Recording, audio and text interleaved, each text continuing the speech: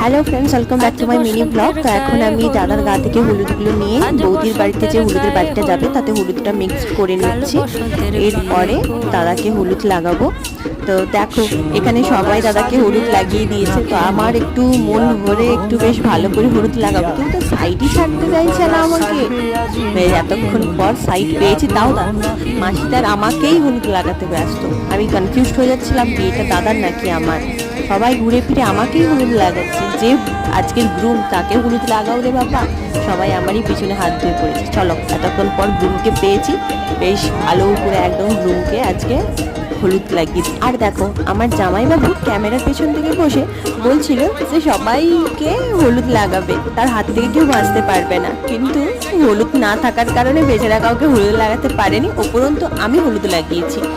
তো তার ক্লিপটা আমি লাস্টে দিয়ে দিয়েছি, দেখে নিও। আজকের মতো টাটা, বাই বাই, আবার দেখা হচ্ছে নেক্সট ভিডিওতে, বাই।